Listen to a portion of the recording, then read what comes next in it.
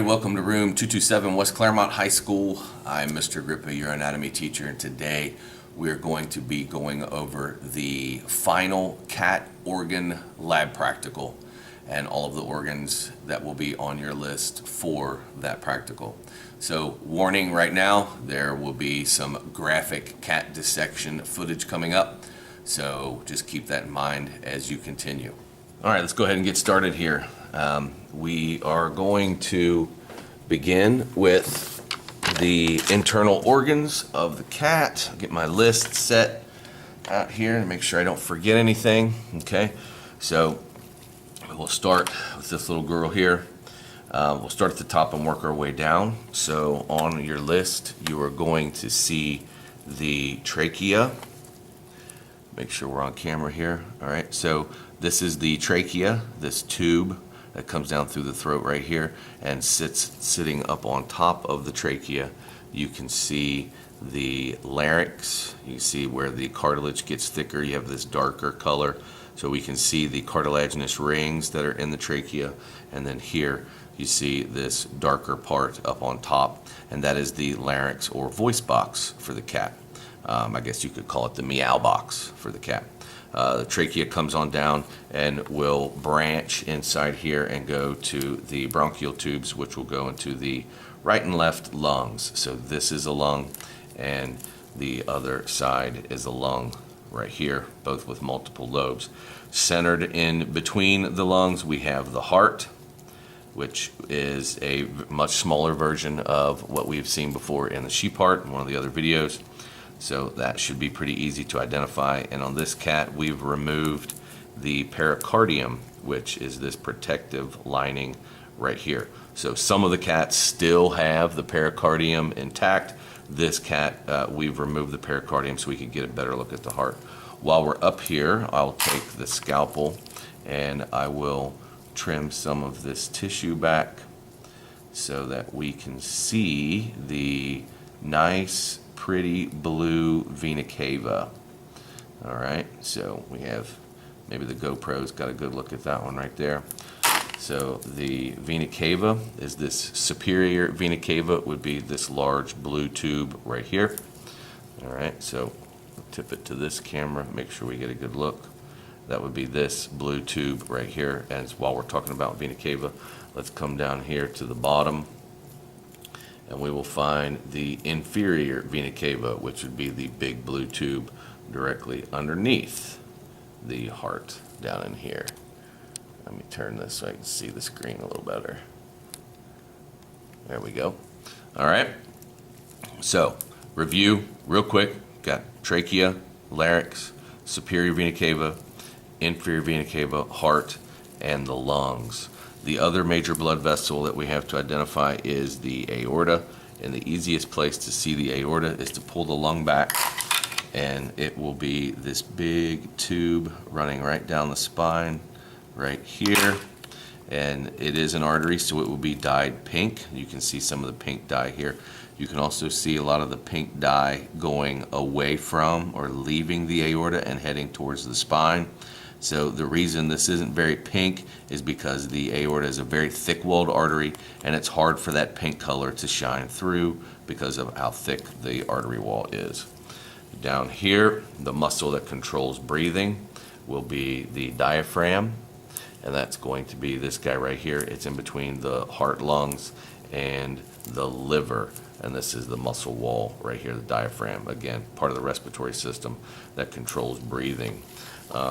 Moving on down through the body, all of this organ mass right here, this is the liver, okay? And so you have 1, 2, 3, 4 lobes, large lobes, and some smaller lobes of liver over here. And nestled in between the lobes of the liver, we have the gallbladder, and that would be this greenish colored membranous sac right here. This is the gallbladder, and you can see the bile duct as it comes down. These are both accessory organs to the digestive system. Remember, the liver makes bile and the gallbladder stores the bile. Moving down into the body, we have the stomach. It would be this J-shaped organ right here, and right here as the tube that runs into the stomach would be the esophagus. And we can clean this up a little bit. I can trim some of this diaphragm away. And we make the esophagus a little easier to see. That would be this tube right here. So this big tube running down into the body, into the stomach. This would be the esophagus. At the bottom of the esophagus, tip that camera a little bit more here. Wrong way. There we go. At the bottom of the esophagus, closing off the stomach, will be the cardiac sphincter. So that keeps stomach juices and food contents from going back up into the esophagus, causing acid reflux. So again, we have the stomach. The tiny folds inside of the stomach are known as the rugae. They increase the stomach surface area, aiding in chemical breakdown of the food. And then we have the J-shaped section, the pylorus of the stomach. And right here we see this constriction of the pylorus connecting to the small intestine.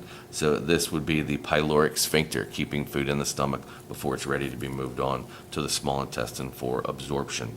Before we move on to the intestines, we'll identify the spleen, which is this organ right here.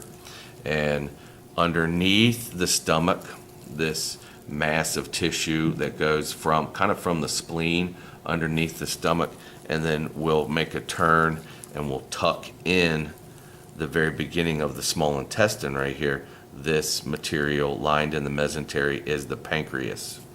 If we can see that as it goes from here down and rides right along the underside of the small intestine. Again, that would be the pancreas. So all of this tissue here would be small intestine. Again, small intestine is named not for its length, but for the diameter of the muscular tube. This organ is divided into three sections. We have the duodenum, which is this beginning section that I'm holding right here off of the stomach. This beginning section, again, would be the duodenum. And once it makes the turn down at the bottom here, it no longer is considered the duodenum, it becomes the jejunum. So the middle section of the small intestine would be the jejunum. And then we find where it joins the colon or large intestine, and that would be right here. We can see there's a dead end little knuckle. That is the cecum of the large intestine, and you see this smaller tube here joins this bigger tube, and so this bottom portion would be the ileum. So when I go to pin this organ on the exam, I'm not going to try to trick anyone with the ileum. I'm going to pin the ileum about right here where it is very close to the large intestine, so there's no doubt that I'm discussing. I want you to identify the last part of the small intestine. So ileum of the small intestine, and then this would be the beginning of the large intestine. The dead end knuckle of the large intestine would be is called the cecum. And then this section, as it goes up towards the front of the body, is the ascending colon and of the large intestine. And then this part of the colon would be the descending colon as it goes down and out the body. So this deflated balloon looking organ here is the urinary bladder, and of course it is part of the urinary system. We come up here, everyone finds in their cat, and they automatically assume that it is a tumor. I hear that all the time. My cat has a tumor. This is not a tumor, in the words of Arnold. It's not a tumor.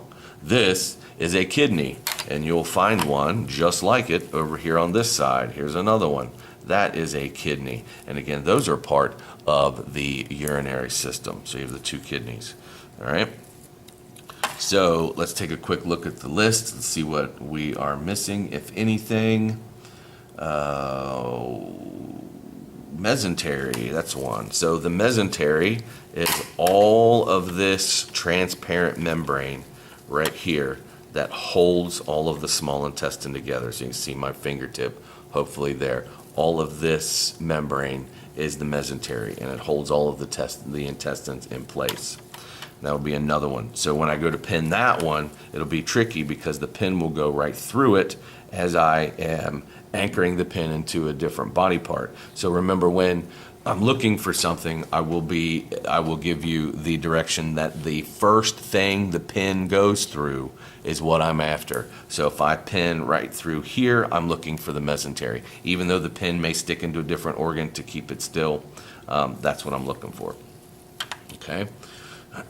So let's go down the list. I believe that is pretty much everything that is on your lab practical. So pericardium, we talked about that. The sphincters, we got those covered. And I believe that is everything. This, as I mentioned earlier, this is a little female.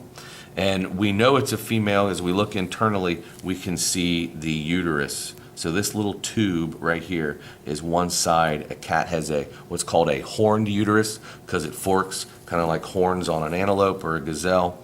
So this is one side of the uterus coming up here to the ovary. And then this tube, this little tube over here, is the other side of the uterus. So the presence of a uterus is a dead giveaway that this is a female. All right. The other dead giveaway would be the two openings at the back of the body there underneath the tail. Males only have the one visible opening. All right. So hopefully that will give you all that you need to walk you through studying for your cat organ practical. All right, that should about do it for the overview of the cat organ lab practical. Hopefully this video will help you prepare for the test and everyone will do very well. So, as always, thanks for watching. This is your anatomy teacher, Mr. Grippa, signing off.